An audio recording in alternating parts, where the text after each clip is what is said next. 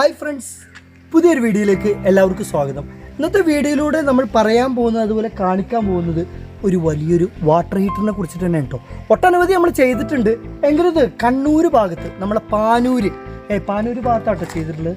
അതിൽ 34 ട്യൂബുകൾ വരുന്ന, നോക്കി നോക്കൂ, 500 ലിറ്ററിൻ്റെ വെള്ളം സ്റ്റോറേജിൽ കേട്ടോ.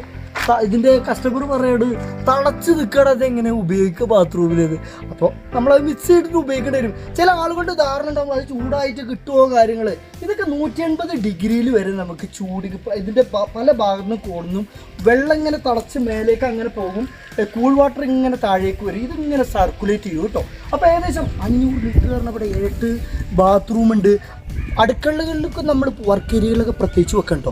പാത്രം ചൂടാക്കുക, അതുപോലെ നമ്മളെ തിളച്ച വെള്ളങ്ങൾ, നമുക്ക് ഒരുപാട് അടുക്കളകളിൽ ഒരു 60% നമുക്ക് വെള്ളം കാര്യങ്ങൾ ഇതിൽ ഉപയോഗിക്കാം. ഓക്കെ, പിന്നെ അതിൽ പ്രത്യേകിച്ച് പറയുന്നതേ, ചില ആളുകളുടെ ധാരണ ഉണ്ട് ഇത് പകൽ സമയത്ത് മാത്രമേ കിട്ടുള്ളൂ. ഇത് അങ്ങനെ ആലോചിച്ചാൽ മതി. നിങ്ങളുടെ വീട്ടിലൊരു ഫ്ലാസ്ക് ഉണ്ടോ, ഫ്ലാസ്കിൽ വെള്ളം ചൂടാക്കി വെച്ച നേരം രാവിലെ വരാൻ ചൂട് കാണാറില്ലേ, അതുപോലെ ഒരു ഫ്ലാസ്ക് പോലെയാണ്. അത്ര നിങ്ങൾ കാൽക്കുലേറ്റ് ചെയ്താൽ മതി.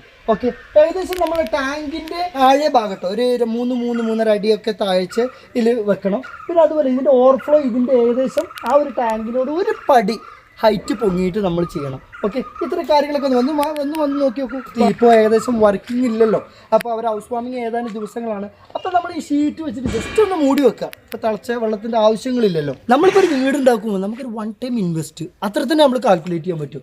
പിന്നെ അത് നമുക്ക് കാലാകാലത്തോളം നമുക്ക് ചൂടുവെള്ളം നമ്മൾ നല്ല രീതിയിൽ പൈപ്പിംഗ് ഒക്കെ തനതായിട്ടുള്ള രീതിയിൽ ചെയ്താൽ നമുക്ക് കിട്ടും. അല്ലേ, പ്രത്യേകിച്ച് ഒരു കാര്യം പറയുള്ളതേ, വല്ല കാറ്റോ അങ്ങനെയൊക്കെ വരുമ്പോൾ തേങ്ങയോ പട്ടയോ അല്ലെങ്കിൽ അങ്ങനത്തെ സാധനങ്ങളൊന്നും ട്യൂബൊക്കെ ചാടാൻ പറ്റുള്ളൂ കേട്ടോ.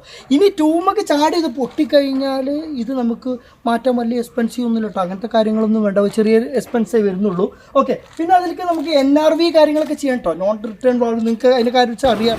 ഓക്കെ ഫ്രണ്ട്സ്, ഞാനിവിടെ വീഡിയോ അവസാനിപ്പിക്കുകയാണ്. കുറച്ച് വോയിസ് കട്ടായതിൽ ക്ഷമിക്കുക.